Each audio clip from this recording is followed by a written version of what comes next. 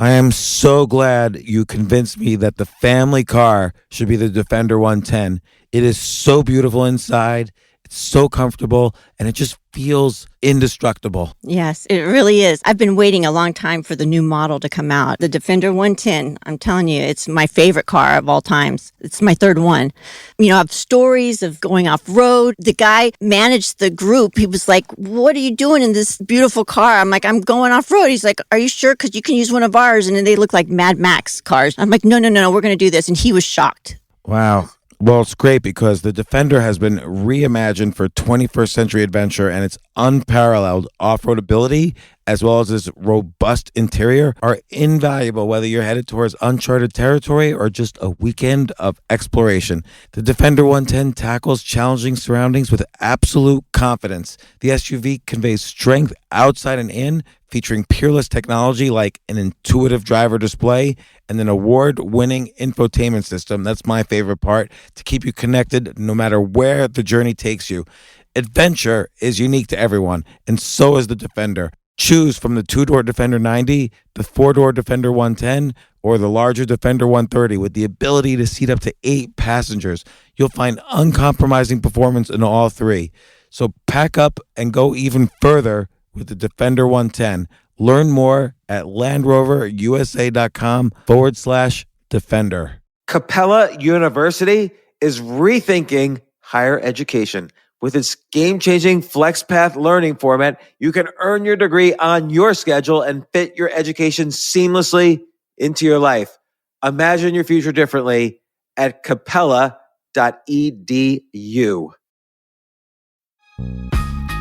This isn't your average business podcast, and he's not your average host. This is the James Altucher Show. Today on the James Altucher Show. First off, we have a great guest coming up, Buck Sexton. He was a CIA officer. He served in Iraq and Afghanistan. He was a counterterrorism guy. And now, for the past bunch of years, he has a very, very successful radio show. And I want to talk to him about that and what his opinions are on the current situation.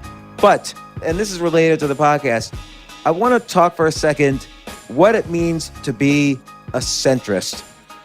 Throughout most of my life, at least, it was okay to be down the middle, to be, on some issues, you might be a little bit more conservative. On some issues, you might be a little bit more liberal, and that was considered a centrist. So Bill Clinton was famously an extreme centrist. When he was a governor, he was head of the Democrat Southern Council, which is a very almost conservative Democrat group. And actually, George H.W. Bush was considered a very liberal Republican. So a lot of people didn't want Reagan to choose him as vice president because he was too liberal, i.e. for him, that meant centrist. And in fact, while he was in office, he raised taxes and did other things that are normally considered liberal policies. All I'm saying is I'm a centrist, which means I believe, and I'm happy to talk about what I believe in human rights for all. I'm actually probably a little bit more isolationist than most. I don't really think we should need a huge I don't think we need to be the world's police force. And I have people on both the left and the right who disagree with me on that, including some very popular guests that come on the show very often. But if I say I'm a centrist, people yell at me from both sides. Like, people will say, don't bring your snowflake ideas over here, if you're centrist.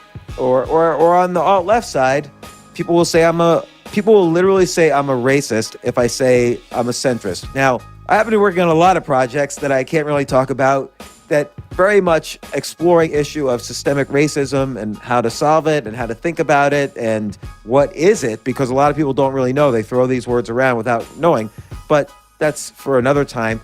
I just want to say it's important to be open to all ideas. If you've been listening to this podcast, you've heard extremely liberal alt-left people on the podcast. You've heard extremely conservative alt-right people on the podcast. You've heard centrists on the podcast. You've heard Democrat and Republican Congress people or governors or whoever. Tons of actually Democrats and Republicans, from presidential candidates on down or on up. had on the libertarian candidates, Joe Jorgensen and Spike Cohen. So I use this all as a preface just to make sure I'm not trying to persuade anyone politically to be different, except for this. There are issues in life more important than your political stance. So for instance, it's no good if you're political and if you have a strong opinion if you're not healthy. It's no good if you have a strong opinion if you're arguing with your spouse or arguing with your friends or arguing with your family all day long, because then your mind and your politics are going to be distorted. It's no good being political if you're not exercising your creativity muscle or your idea muscle, because then how are you going to add to the conversation? You're just going to be told what to think, and you're not going to be able to think for yourself, which is what I see from most people, left or right.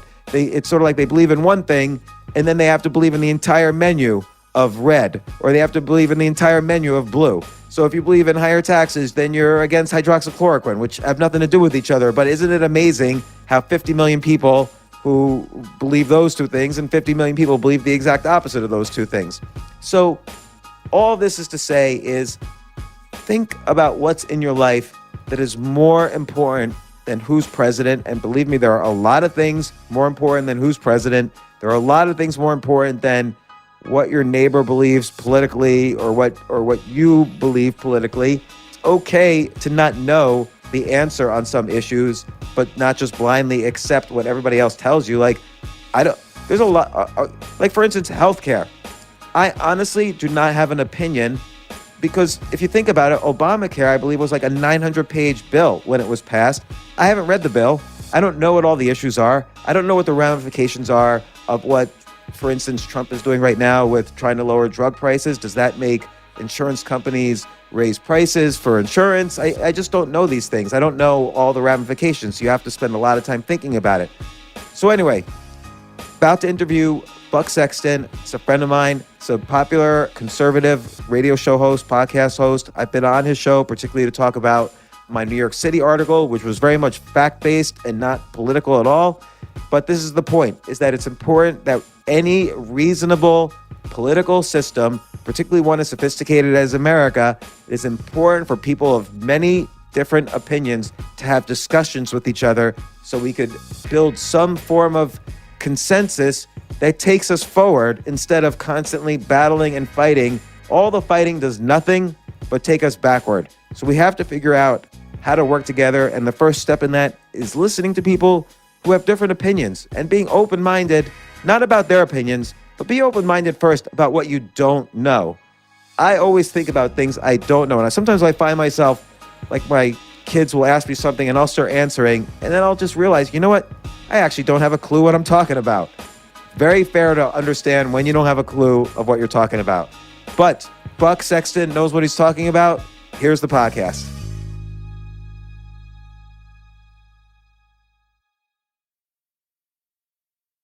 So, Buck Sexton, welcome to the show. Thank you for having me, James. Appreciate it. Is Buck Sexton your real name? It almost this is not a new joke, I'm sure. It definitely sounds like a porn name. Yeah, that was literally the joke that Bill Maher made when I did his show the first time. So I cannot give you originality points for that one. And I wasn't asking for it. I even said someone's used this before. It's not just one person. Right. I think since I was in kindergarten, or actually just people didn't know what porn stars were then, but you know what I mean. Like people have been making fun of my name a long time. Yeah, man, I've had the name Buck for my whole life. So there you go. Since I was a little kid. And where are you from? I'm from New York City, man. Born and raised here. Born and raised in New York City? Well then, all right. Tell me, this is what I really want to know.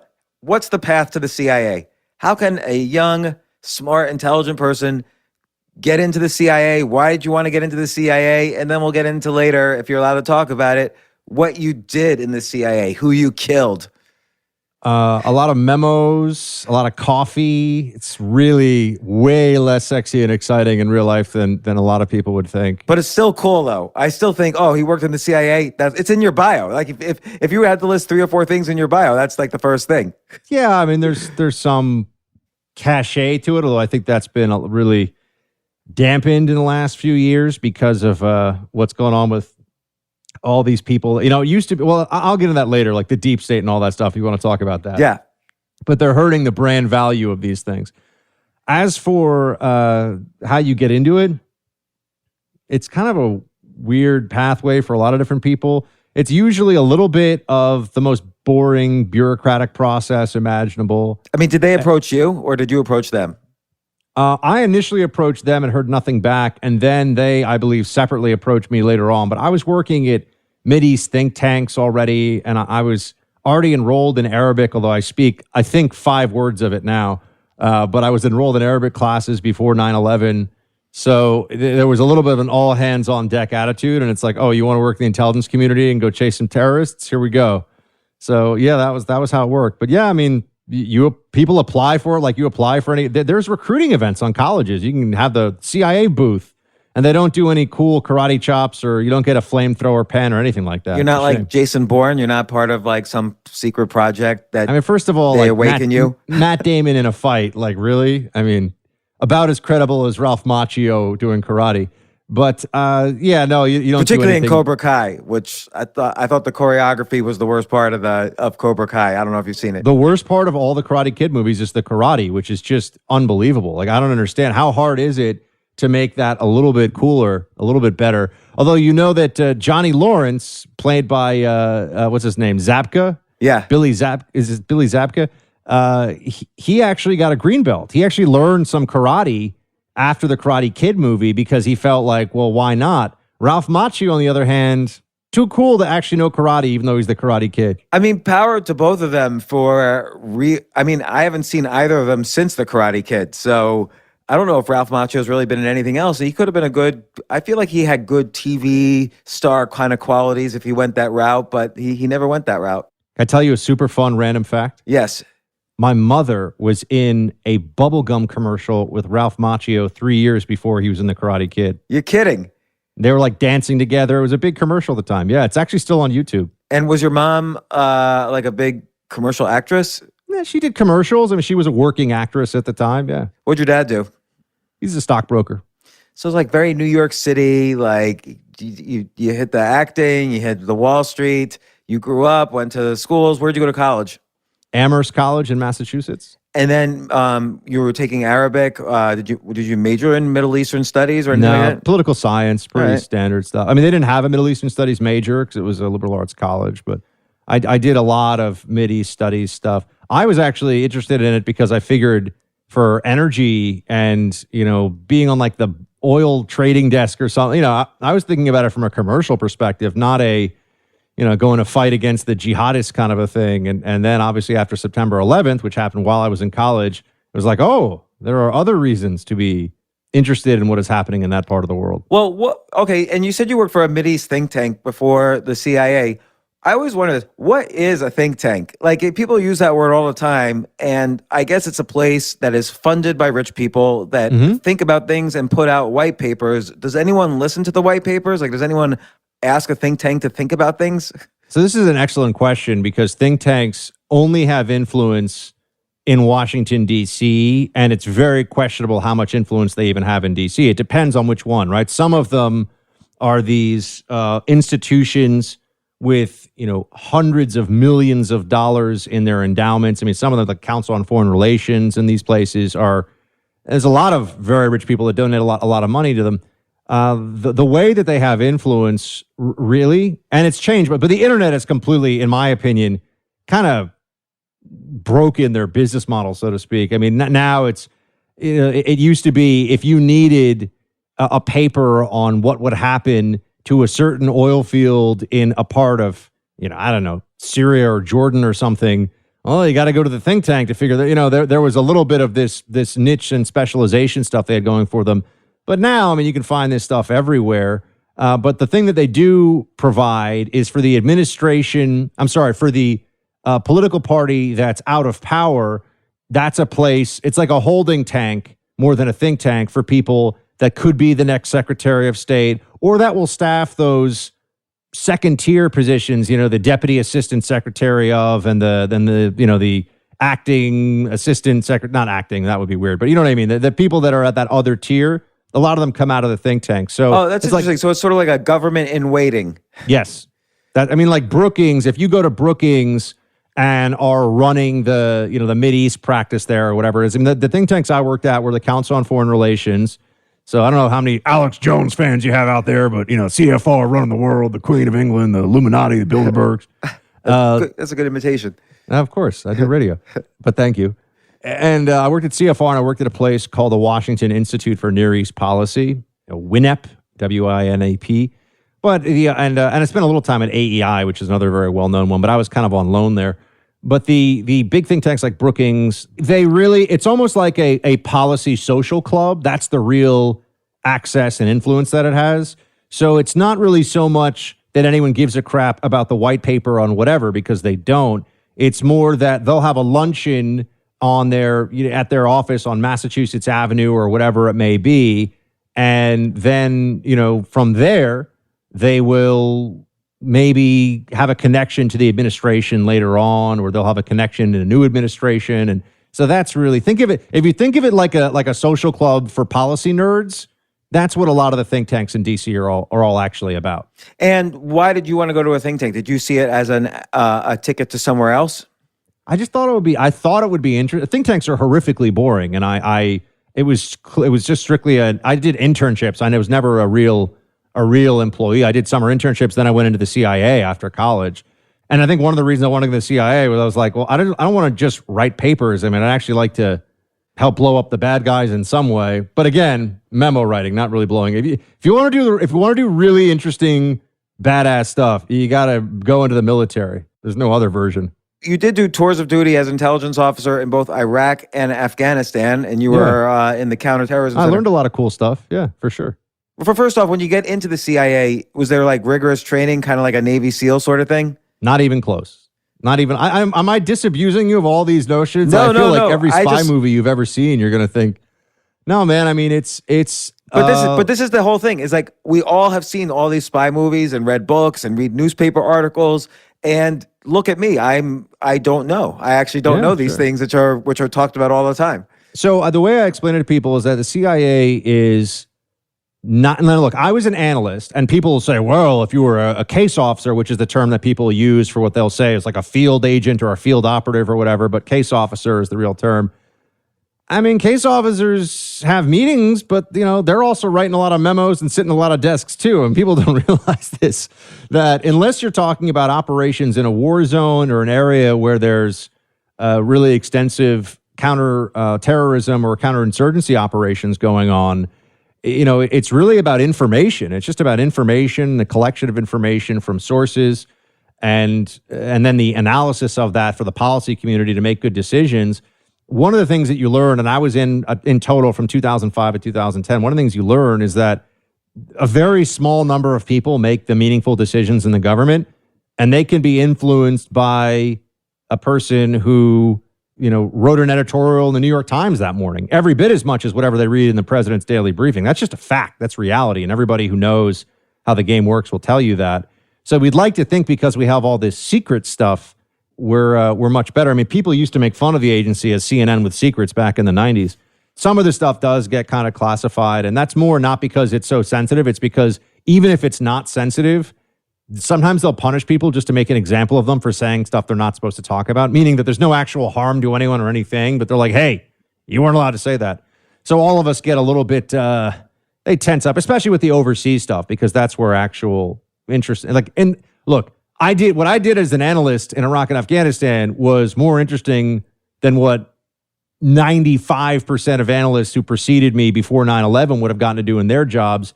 And after a while, I still was kind of like, meh, I'd rather run this place than be one of the people working in it. And if you want to run it, you got to go out in the real world and make a name for yourself and build connections and profile. You can't be a little worker bee sitting in your cubicle, typing away on your computer with all your reports.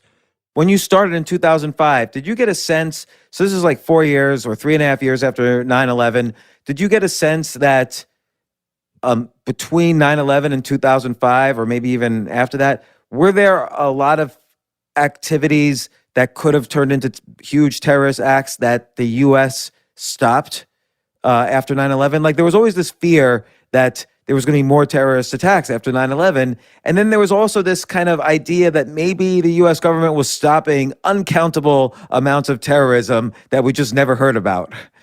I mean, yeah, I think that there were a lot of attacks that could have been mass casualty incidents that could have been really, really bad. I mean, there's tons of the ones that are out in the public domain. I mean, and I always remind people, if the terrorists weren't generally completely incompetent morons, we would have had with the exception of 9/11, you look at all the other incidents, we would have had many times more people dying from terrorism in this country. I mean, here's just one example. I mean, Farouk Abdul-Muttalib, we call him the underwear bomber, right? Even, that's what people know him as. He was close, actually, to building a device that could have brought down that plane on Christmas Eve in the first year of the Obama administration over Detroit, killing almost 200 people on Christmas Eve. Think about what the beginning of the Obama administration feels like if that happens. Yeah. And it wasn't like he was stopped before he could... he just messed up a little bit in how he tried to ignite this thing. He could have blown a hole in that plane and brought the whole thing down. There are countless examples like that fortunately, these guys are morons. I mean, what's his name? Faisal Shahzad, the Times Square bomber. I was on the NYPD's intelligence division at the time when that happened. So I actually got called in for that. And I mean, if that guy just knew a little bit more about bomb building, but he quite honestly probably could have figured out from reading stuff on the internet a little bit more. He could have killed 100, 200 people in Times Square on that day, but he messed up in the building of the bomb. So there's a lot of that. In terms of the plots that we thwart, that's tougher to get all that excited about because, I mean, for the public, because usually when you get these guys, you want to get them, you don't wait until they've like pulled up to the gate with a trunk full of explosives. That's too dangerous. You're going to get them in their home when they've told some guy, okay, like the wedding is next week, like I'm going to get all the cakes together. I mean, one of the things is these guys, their code they use when they're talking about planning a terrorist attack is it's not always slick. How much of this is done by like artificial intelligence now? So you notice some, you have AI that notices some weird bank transactions, some weird, email chains or whatever. I don't know what they look at, but how deep is kind of the kind of cyber security part of this in terms of deflecting terrorism and other threats? I mean, look, the intelligence community is so vast, and there are so many. Technically, when you add in all the different contractors and clearances, I mean, there's that. I think it was a New York Times report a few years ago that said there were like over 1 million people that have a high level clearance, and I mean, there's so many people that are working in this stuff. So, and you really have to think of it like different disciplines, almost like intelligence is this whole other version of academia. And there are, in academia, it's like, okay, there are geologists, there are English literature professors, and they're in academia, but they're doing very different things. In the intelligence community, that's true too. I mean, you've got people who are specialists in technology and in the more scientific side of it. They do what's called signals intelligence, which is where you're picking up people's phone calls or emails or whatever. And people know a lot more about this now because of a lot of the Snowden stuff. I think that's what's brought it to people's minds more than anything else. You got the people that run the human sources, which if you've seen enough cop dramas, you understand it's kind of the same. You either induce them or use leverage against them to get them to tell you information that you need and that they generally don't want to give. I mean, that's the whole, it's running sources for law enforcement, running sources for intelligence officers, very similar. When you were in Iraq or Afghanistan, were any of your sources people on the ground, or was it mostly like, news there, or how do you define a source when you're on the ground there? No, I mean, there's a lot of sources in countries, but in a war zone, it's particularly different too, because you have the channels that you'll read that are military channels. So you'll see, what's this special forces unit saying is going on in this part of the world. But you read everything, man. I mean, you'll have the whole intelligence world is built upon having local on the ground sources, and there's generally an assumption that that's better. And it is more granular, but there's also a lot of risk in that because, you don't want to ask one warlord what he thinks of this other warlord because all of a sudden he may tell you, oh yeah, that guy's totally a part of Al-Qaeda. He wants you to knock out his competition so that he's more able to sell, heroin in Kandahar or something, or in Helmand, right? I mean, that's what ends up happening. So you have to do a lot of source vetting. And also there are a lot of people that just are looking for either access or attention or money or whatever. So look, man, it's a giant, messy world. And I got to say, I think it's dramatically underperformed in a lot of ways. We missed 9/11, obviously, but and then there was the WMD thing on some of the really big issues. You could spend all the money you want on this stuff, but ultimately, if you don't have people that have good judgment, and if you don't have people that really have expertise in the area and have the humility of knowing that they're not as smart as maybe they think they are, you're going to come up with bad analysis, bad outcomes. And there's been a lot of that in the community. I know people don't like to hear that, but it's true. Like what's an example? Well, I'm out. I mean, I've been out for a long time now. So the good news is I don't really know anything super secret anymore. So that's nice because I don't have to worry about that. But I mean, if you're looking at stuff that's just happened look at the disaster that was Syria, and I don't know what aspects of that. I never worked the Syria issue as part of the civil war there under the Obama administration. I was already gone. But I mean, you just see there were these news reports about the Pentagon trying to train parts of the Free Syrian Army, and they spent like $500 million and trained a total of 4 dudes. I mean, just a total mess. Now that's the Pentagon, but the Pentagon has DIA. It has its own intelligence operations and wing going on. And, it all kind of meshes in together too. Like the government, there's a lot of stuff that the government relies on that comes from multiple different agencies and sources. And so there's actually so much information that just sifting through all the garbage is a huge part of the job. You left the CIA in 2010, and you're right now a syndicated radio host. You have a radio show that's syndicated in 100 different markets. What happened? Like, you got out of the CIA, you have this great resume, you have a good voice for radio, you had all this knowledge. What was the next step? How'd you break into media? So I took the job in New York at the NYPD. I was technically on rotation from the CIA, and it just sounded cool. And quite honestly, I just missed New York a lot and my friends and family here. And I was sick of DC after almost 5 years. So I came back, and the idea was I'd apply to business school and also just sort of keep my eyes and ears open for any opportunities here. I mean, it was kind of the classic thing of just show up to New York and figure it out. I had a great network here because I was from here, and I know a ton of people in New York City, as I know you do too. So I just was like, I'm going to make something happen. I actually I was going to go to B school, to business school, just to sort of hit the reset button and transition into something else. And then I got an email. It was my last week. I'd already gave them my resignation last week from the intelligence division of the NYPD, and I was going to go start B school. And I got an email from someone saying, hey, my boss heard about you at a Women in Technology conference through a mutual friend who knew me very well, who was a woman in technology, because apparently they were discussing, and she was trying to staff up for this new website called theblaze.com. Oh, so Betsy Morgan. It was Betsy. Yeah, I know Betsy. Yeah, Betsy was the one who hired me. Oh, wow. So, yeah, I knew her at CBS, at Huffington Post, and then at The Blaze. Yeah, Betsy's assistant emailed me and was like, Betsy wants to have a coffee with you. And I sat down with her, and to Betsy's eternal credit, she was like, you shouldn't go to business school. You should come work for us. You'd be really good at this. And that was it. And then she had me go talk to Glenn Beck, who was the owner of The Blaze. And he said, yeah, come work for us. You don't want to, come on. What are you going to do, go to business school? And I was like, you're correct. It was really, honestly, I always wanted to work in media. I never thought about actually doing it. To me, it was almost like joining the circus. But here they were, like the circus, ringleaders or whatever, who were telling me to come along. And also, that B school debt, man. Yeah. That did not sound like fun. 100% better decision than B school. So you start off at The Blaze, but then eventually you leave The Blaze to have this radio show, which I did not know this, but it was previously hosted by Meghan McCain, your show. Yeah.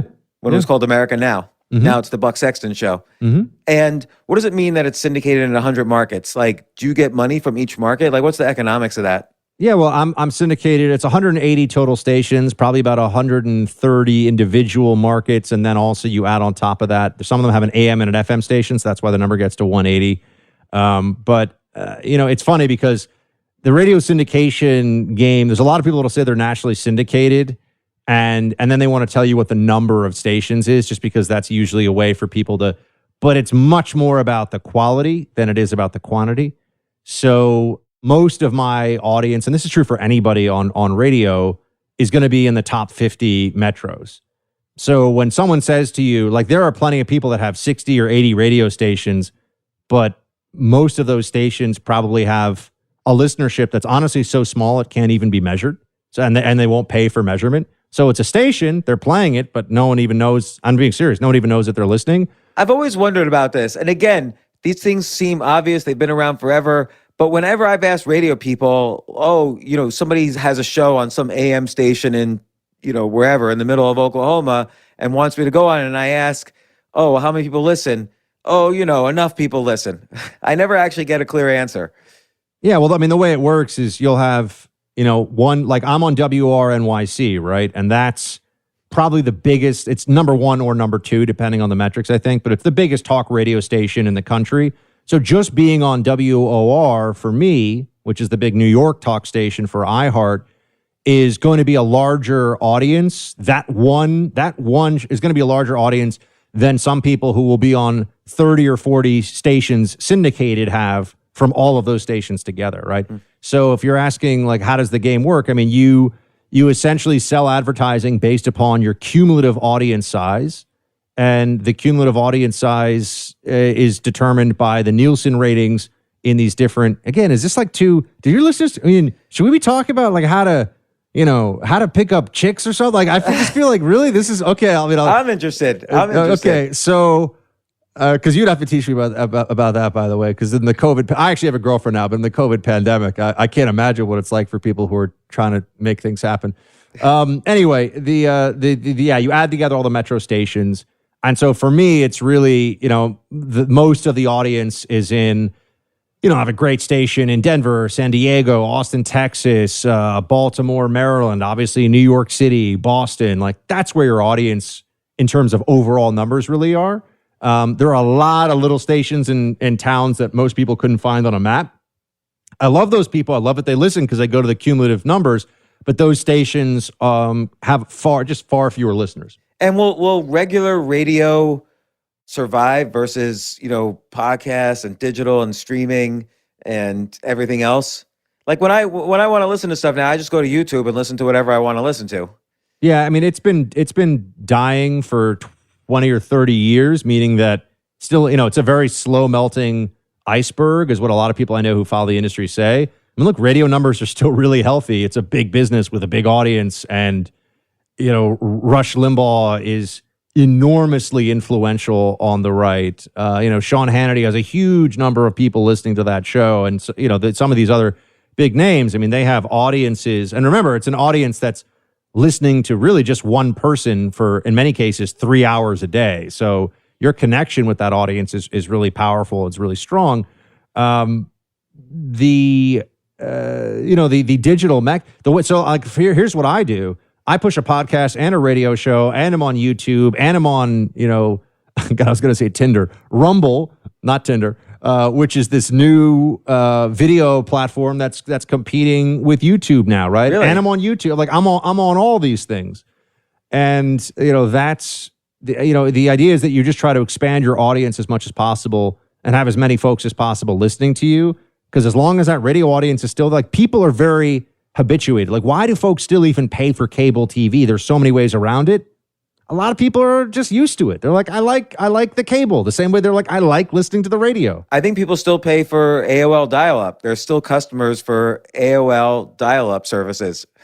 I knew some until maybe 5 years ago, and they may or may not have been one or two members of my family, and it's pretty amazing.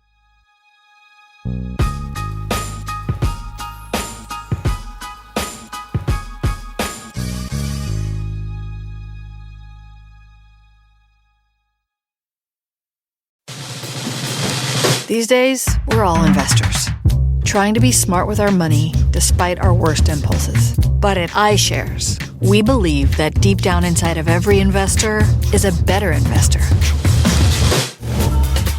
One that's just waiting to be let out. Explore iShares ETFs and insights and let your best investor out. Visit iShares.com for more information. You know what I love about fantasy sports is that even though I'm not going to be a great basketball player or a baseball player or a football player or whatever, I feel like I get to participate and make decisions and use my knowledge of these different leagues or these different sports to compete. So it's like I can pick my team or I can pick my favorite players, and I could use my knowledge to make predictions and maybe even make money. So with the basketball season here, you can now pick combo projections across football and basketball from the Specials League on Prize Picks. This is a league created specifically for combo projections that include two or more players from different sports or leagues. Want to play alongside some of Prize Picks' favorite players like rapper Meek Mill and comedian Andrew Schultz, who's also been a guest on this podcast, and I've been a guest on his? You can now find community plays under the promos tab of the app to view entries for some of the biggest names in the Prize Picks community each week. Look, Prize Picks even offers a reboot policy so that your entries stay in play even if one of your players gets injured. For football and basketball games, if you have a player who exits the game in the first half and does not return in the second, that player is rebooted. Prize Picks is the only daily fantasy sports platform with an injury insurance policy. What? So I love playing it. I love anywhere where I can use analytical ability with my interests to demonstrate some skill and maybe make some money. And I like the game-like aspect. I do wish they had chess as a category on prizepicks.com, but I'll settle for what they've got. Maybe I should make my own fantasy chess league. But in any case, I love Prize Picks. Go to prizepicks.com/James. Use code James for a first deposit match up to $100. That's the easiest $100 you're ever going to make. So that's prizepicks.com/James and use code James. Daily fantasy sports made easy.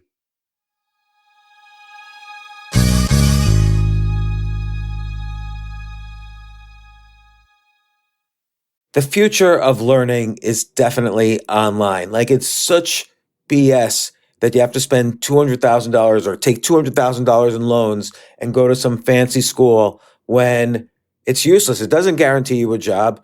Most employers, including me, do not care about degrees or grades or anything like that. We want to care that you love what you're doing, that you know what you're doing, in some cases that you have experience or that you're willing to learn.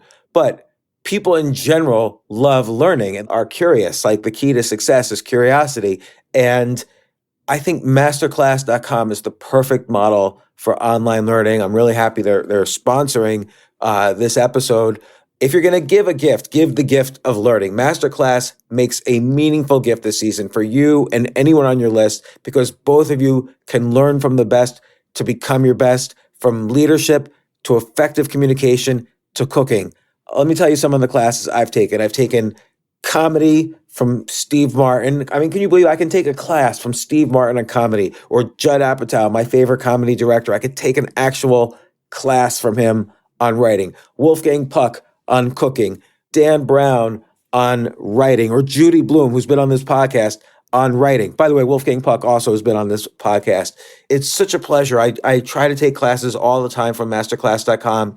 And whether you're watching Masterclass on TV or listening in audio mode in the app or on their site, the quality speaks for itself. It's like these Masterclass instructors are your own personal mentors that are going to help you reach the next level. How much would it cost to take one-on-one classes on comedy from Steve Martin or on chess from Gary Kasparov? You just wouldn't be able to do it. But it would cost hundreds of thousands of dollars. With a Masterclass annual membership, it's $10 a month. Memberships start at $120 a year for unlimited access to one-on-one classes with all 180 plus Masterclass instructors. So it's not just $120 for one instructor. You get all 180 plus Masterclass instructors. Boost your confidence and find practical takeaways you can apply to your life and at work. And if you own a business or are a team leader, use Masterclass to empower and create future-ready employees and leaders. That's the real education in today's world. So this holiday season, you can give one annual membership and get one free at masterclass.com/JAS. JAS, of course, stands for the James Altucher Show. So right now you can get two memberships for the price of one at masterclass.com/JAS. Masterclass.com/JAS. Offer terms apply.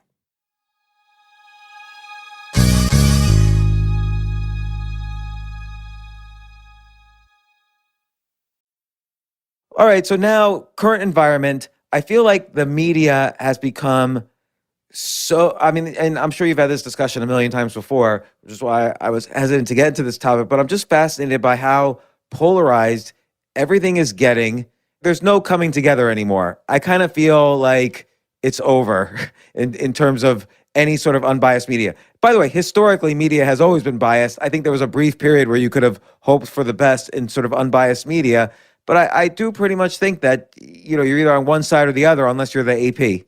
Yeah, I mean, I'd even argue the AP is biased, but that's me. But yeah, this is the reality of the world that we live in now, where there is, and the notion of an unbiased media is a fiction, and people who are still peddling it are doing so with the agenda that they think that they are covered by that neutral journalism umbrella, and therefore they're allowed to share their opinions without ever having to deal with defending them, because they're just journalists, man. They're not really in the fight.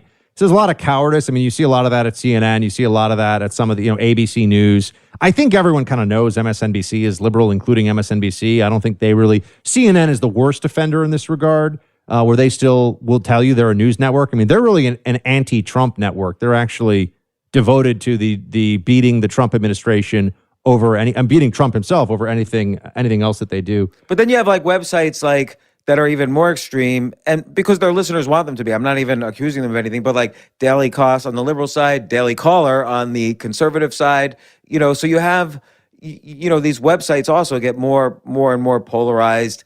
And if you wanted to find out real information, I can't really trust any side if I wanted to get like data.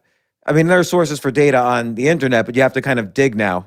Well, I'll tell you this. I think that this is a little bit overstated from people, where they say, "Oh, well, now who knows where you can go to get facts." No matter who you are, what side you're on, if your facts are wrong, it's going to look bad for you. So the incentive is always to have accurate factual information, right? Like the president, if you report that the president's going to suspend his campaign for the next month, and then 3 hours later you have to say, "Oops, sorry," like that doesn't matter whether you're for him, against him, it looks bad for you, right? So the facts are always going to be, it's in the interest of the reporter to have the facts right, but it's everything else where the fight actually happens. Right, and I feel like they omit facts too. They might say, either side might say, "Oh, so-and-so's a racist because of this," but they'll take things out of context. The words will be correct, and I'm not even just talking about Trump. You could be talking about Biden also. The words will be taken out of context. Videos are edited. Interpretations are put on top of the facts. So, also just calling, I noticed like in the debate, both sides were calling each other a liar. You can't really fact check just random opinions like that. Well, yes. Well, fact-checking opinions is something you'll see people do, especially these fact-check organizations, which is pretty outrageous, because they're very much now part of the left-wing media ecosystem. And then, look, I think it's better for everybody to just understand that people come at all this with an agenda, and that they're telling you what they're telling you for a reason. That there's never really been such a thing as objective media. It's a recent American construct. If you go to the origins of the mass media in this country, and if you even go to the American founding, newspapers were known as being affiliated with a political party and being pro one candidate or the other. And that's certainly the case in the UK. You have a liberal paper, a Tory paper, Labour, etc. And it would be just much better for everybody here, I think, if that was actually the way that we approach this stuff. Right. So for you, like, how would you go about building, let's say you wanted to be like a Rush Limbaugh, you wanted to have 10, 20 million people listening to you. How would you go? Is it possible now to build a radio empire like that? The game has changed a lot because of all the digital and now. So just to give you a sense of how much it's changed, I almost started doing podcasting back in 2015 instead of going into syndicated radio, because it's very hard to get a job in syndicated radio. There's just so few spots. Because what ends up happening is that a show becomes popular, and then it's a proven commodity. And it's like, if you're a guy who's just kind of starting out, how are you going to compete with a show that's already in 350 markets and making millions and millions of dollars a year? What program director is going to say, "Yeah, I'm going to push off that proven commodity that's making me money and give you a shot"? Even if the show is like not that great and everybody knows it, as long as it's financially performing, they're not going to want to get rid of it. So it's very difficult. I mean, radio, I always tell people, is trench warfare. It's slow, grueling, day by day, just building your audience, taking more territory. There's no, oh, you're on 50 stations, now you're on 300 stations, and now you're like a millionaire.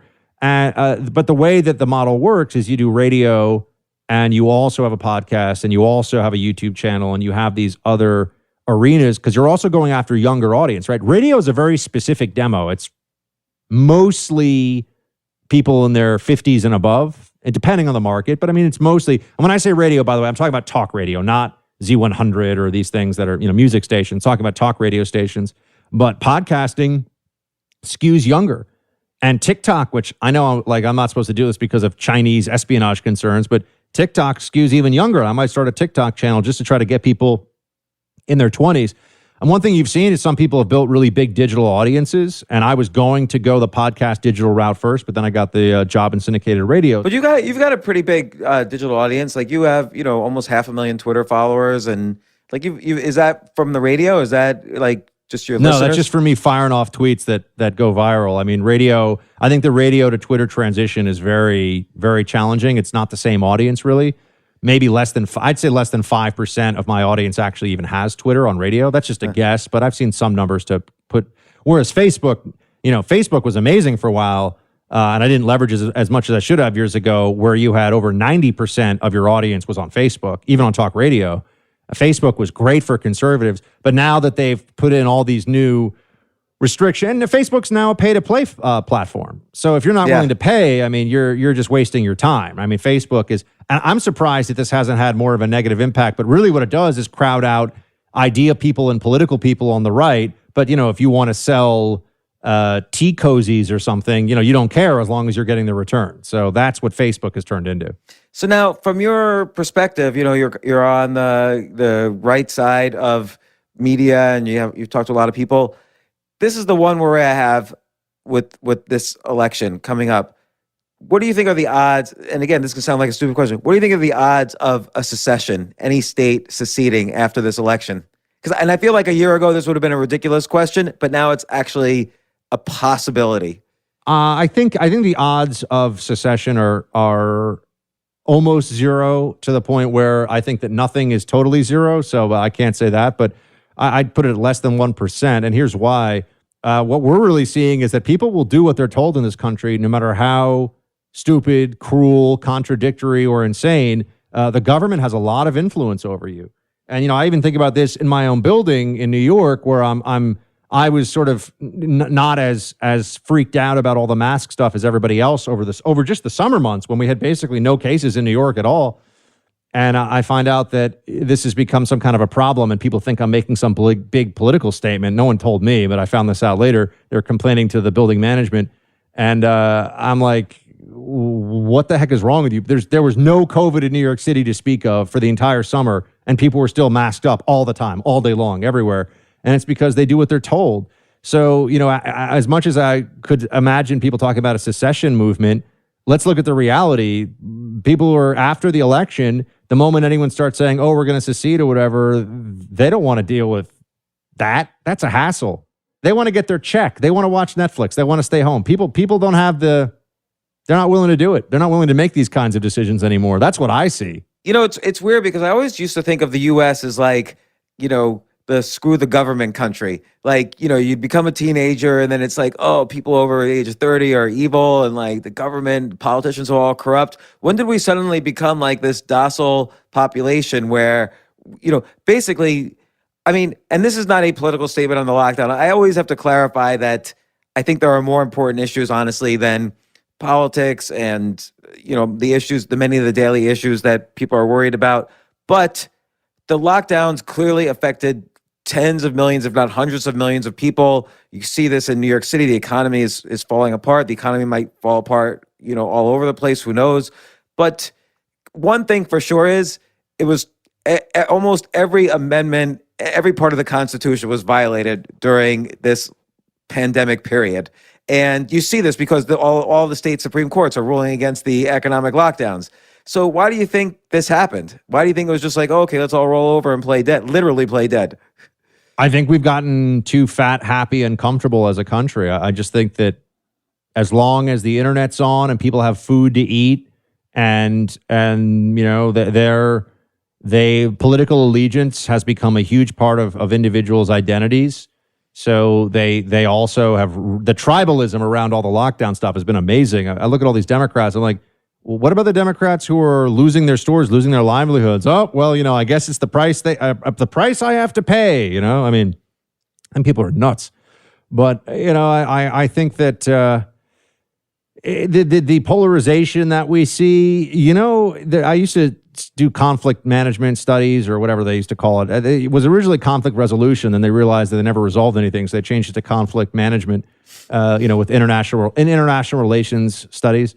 And one thing they would talk about sometimes is how, you know, you think that getting a ceasefire is always this great thing because of people, but there's also the phenomenon where sometimes you create a ceasefire and all that happens is both sides arm up more, maybe their borders open a little bit, they get, you know, better munitions, and then they just go right back at it after, you know, whatever it is, 2 weeks, 30 days, 6 months. I think we're at a point now where one side has to really win and one side has to really lose. There is no common ground anymore in our politics. And you see this with, I think, and I know this might sound like exaggeration, you see this with the Kavanaugh situation, but it's true. Kavanaugh radicalized a lot of people on the right because it was just so stupid and so vicious what they were doing to that guy and so obvious. And the whole Democratic Party was on board for it. And then you also have now, I think, with these COVID lockdowns, I mean, they're really going to pretend like they weren't telling us in June and July, oh, whatever, it's no big deal if thousands and thousands of people to gather together and screaming in each other's faces. You know, some have masks, some don't. That's not going to spread the virus. But now if you're outside without a mask on, you're a bad person. Oh, okay. Yeah, so you think nobody notices? I mean, why don't they recognize their own hypocrisy? Like, is it that much of a cognitive bias? Oh, absolutely. I mean, I think that hypocrisy is a defining characteristic for the contemporary liberal mind. I really do. I think that they believe that pushing the actions of the collective is so much more important and so much more virtuous than their individual action that, in fact, it excuses it, right? So this is the way they get around things like very rich actors and very rich Democrats in the party and you know, across the board will advocate for higher taxes. And then you look at their taxes and turns out they're paying an army of accountants as much as they can to evade taxes or avoid taxes. Evading is illegal. Avoid them as much as possible. And they don't view this as hypocrisy because they say, yeah, but it's not about my taxes. It's about everyone's taxes. And it's the same thing you see with the lockdowns. It's the same thing you see from the behaviors of people who are always yelling at everybody else. Why aren't you wearing them? I mean, mask shaming is really the mark of like small-minded, virtue signaling morons now, but it's all over the place. Okay, so playing the devil's advocate, masks supposedly reduce the transmission of the virus. Even if you're reusing the mask, even if you're not using it properly, it will reduce incrementally, you know, some transmission. Although I agree, the cases now are so low everywhere that it's hard to say what you're reducing. But you know, people kind of just want to wipe it out now. There's no more flattening the curve. People just want to wipe out the virus. And that's the problem with that is you have to be delusional in thinking that you're going to get 100% perfect compliance with a policy like this, where I constantly see people who, I mean, here's the example, right? You know, everyone thinks they're such good people. I can't tell you how many Ubers I've gotten into where the driver is sitting there breathing with his mask down, and I get in and he pulls his mask up. Well, guess what? He's been filling that car, if he's got COVID, with aerosolized virus for the last 2 hours. You know, and now I'm sitting there and I'm supposed to think that he's like doing me a great favor because he pulled his mask up for a second. This is absurd. I mean, this serious people can't, you know, in my building, I'm not allowed to walk through the lobby, and it's a pretty big lobby. You're not bumping into people. It's not like some of the walk-ups I've lived in where, you know, you're like stepping over each other to get through the little ramshackle hallway with all the mail. And you have to put your mask on to go through the lobby. So then I can go sit in a restaurant with 25% capacity, pull my mask down, and eat for 2 or 3 hours. I mean, de Blasio is pushing zip code specific lockdowns now in Brooklyn and Queens. How much dumber can I mean, this is about as stupid as the people that wear the straight up, like crocheted masks with the holes in them. Oh, yeah. You know, and think that they're really helping. Like, that's what But people, it's become a symbol. So even the crocheted mask person, as much of a moron as he or she may be, gets the benefit of the doubt because it's all, oh, at least they're trying. Oh, well, science doesn't care if you try, but that's what we're told. Right. Like I always ask people who have already had COVID, and obviously a lot of people have had COVID, why are you wearing a mask? You're immune. And, mostly it's they say just to be a good guy. Like that's the reason, as opposed to actually having a reason. Well, I can tell you this, and I'm sure you're a very logical thinker, and I'm sure you've seen this. When people keep changing their reason for why you have to do something, but every time it's an absolute that this time they know why they're telling it to you, you should be very, very curious and cautious, right? You should think, keeps on shifting. The absolute rationale for why I must do this thing keeps changing. It was don't wear masks. It was don't wear masks because we'll run out of masks. And then it was only wear masks if you're sick. And then it was you wear a mask to protect other people. And then it was you wear a mask to protect yourself. And then it was, oh, actually, you have to wear a mask outside, even though we said you didn't as of 3 months ago. Where are the big studies on this? No, I mean, what are they going to say? We can't stop this thing. And because we can't stop it, all these procedures we've put in place, mandated by the government. Individual, of course, during flu season and during cold season, people do all kinds of things. They, limit their exposure and they're washing their hands. But the government mandate stuff, look what they've put us through. It is not clear at all that there has been any benefit from the lockdowns. Just look at the data. Spain, France, the UK, and Ireland are, as I speak to you right now, James, all considering elevated lockdowns because of the huge spikes they've had in cases. Is that Donald Trump's fault? Is it because they haven't been wearing enough masks? If you listen to our media, that's the problem. So that's insane. Why do you think they've had a surge? Not that you're a doctor or anything, but no. But I just watch these. Look, also the other thing is I've been around enough doctors to know that doctors can be very wrong. Doctors can be guilty of groupthink. Go back and read about what the Royal College of Surgeons or whatever the top medical body was in London when they were looking at cholera outbreaks, and I think it was the 1860s or 1870s. But my date might be off, so don't yell at me if my dates are wrong, because I'm doing this from memory. But the consensus scientific position at the time was that you got cholera from bad air. And there's one guy who came along who's like, no, it's actually in the water, guys. And he had to plot it out with data to show that it sure enough was a bacteria spread in water.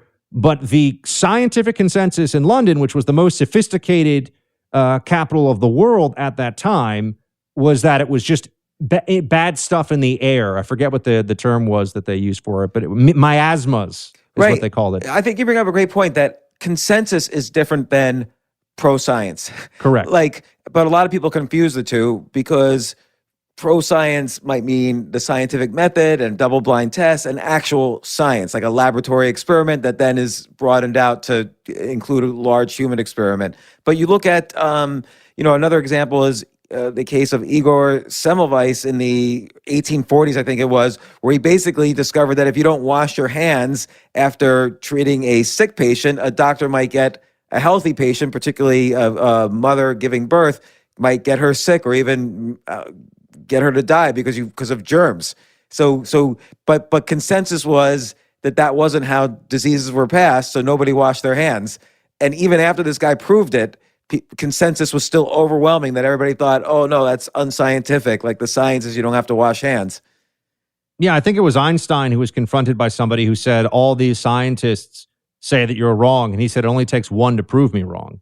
And that's what people forget about all that. They forget this with climate change. They forget this with everything.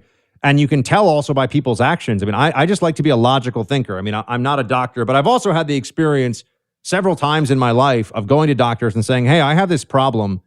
Can you guys fix it? And their answers were either no or some version of, rub some dirt on it and see what happens. I mean, they have absolutely no idea. Some things doctors can fix, some things doctors can't. They don't like to admit that, though. There's always this, well, why don't we try this? We'll take these 15 things out of her diet and see if that, and I have celiac disease, so I actually know what it's like to have to go through diet stuff and having to change that for yourself. But when you see the way that they've shifted continuously. I mean, if masks were, look, are masks somewhat effective? Yeah, sure. If it stops my spittle from going into your face, I'm sure. So in very close quarters, yeah. I mean, I'm not like some Luddite who thinks, but if this is aerosolized, as we have, there's just a study out this week that says it's aerosolized and can spread more like 16 to 20 feet for somebody who's really shedding a lot of virus at the time.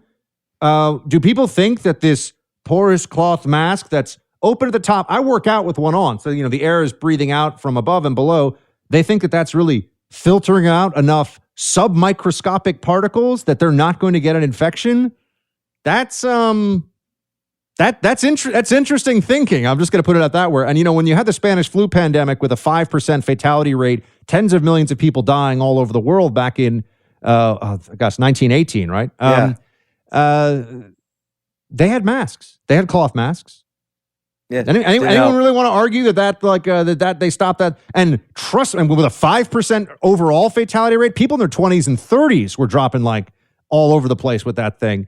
I'm sure people were willing to wear masks all the time, and they did in places, and it didn't stop. So I just want to know why. So I know your time's limited. So last question, but again, you see so many different perspectives from your viewpoint. What's a worst case scenario from here? Like right now, I feel we're kind of like in this, what is it? The eye of the storm sort of thing, where there's kind of a calm a month before the election, but there's so many different directions where the shit can hit the fan that I'm legitimately nervous on a variety of different areas. Like what's a worst case scenario for you? And how do you see, is there a best case outcome?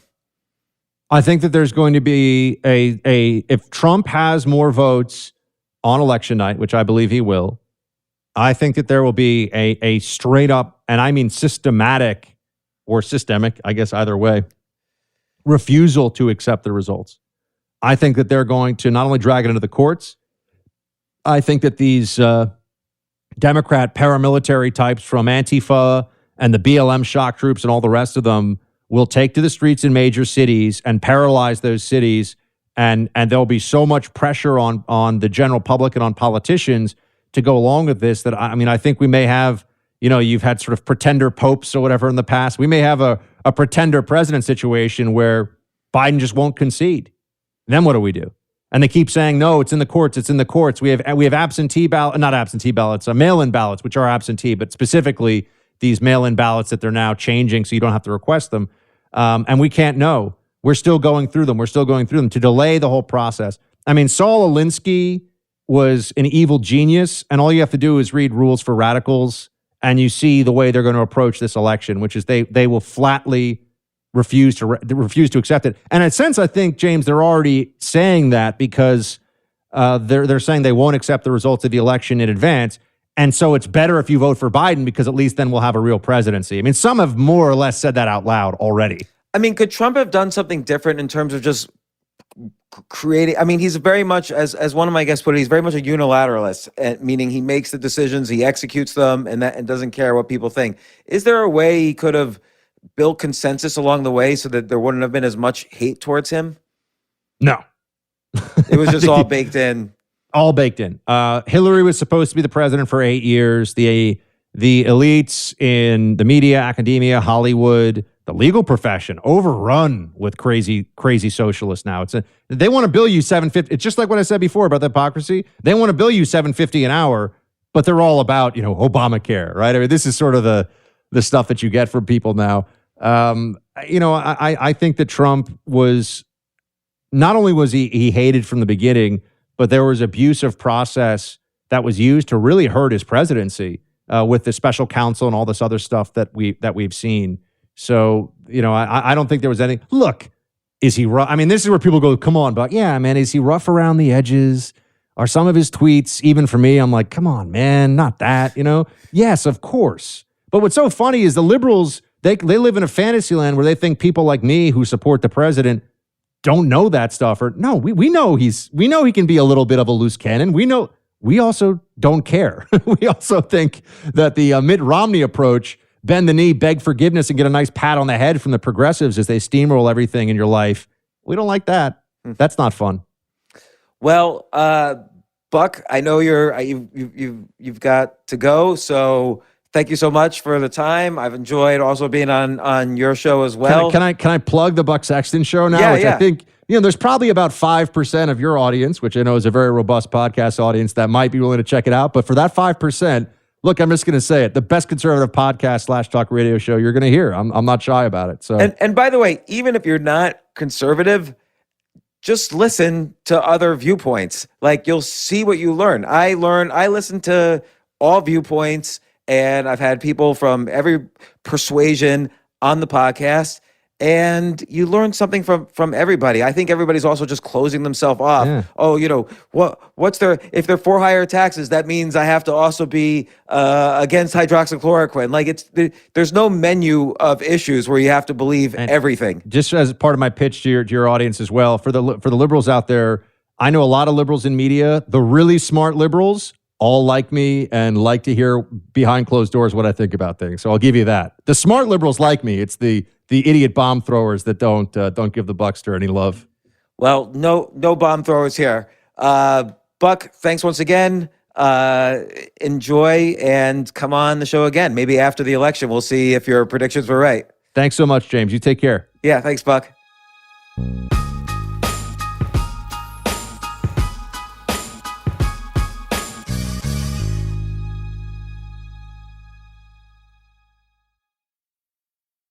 AI might be the most important new computer technology ever. It's storming every industry, and literally billions of dollars are being invested. So buckle up. The problem is that AI needs a lot of speed and processing power, so how do you compete without costs spiraling out of control? It's time to upgrade to the next generation of the cloud, Oracle Cloud Infrastructure, or OCI. OCI is a single platform for your infrastructure, database, application development, and AI needs. OCI has 4 to 8 times the bandwidth of other clouds, offers one consistent price instead of variable regional pricing, and of course, nobody does data better than Oracle. So now you can train your AI models at twice the speed and less than half the cost of other clouds. If you want to do more and spend less, like Uber, 8x8, and Databricks Mosaic, take a free test drive of OCI at oracle.com/advance. That's oracle.com/advance. oracle.com/advance.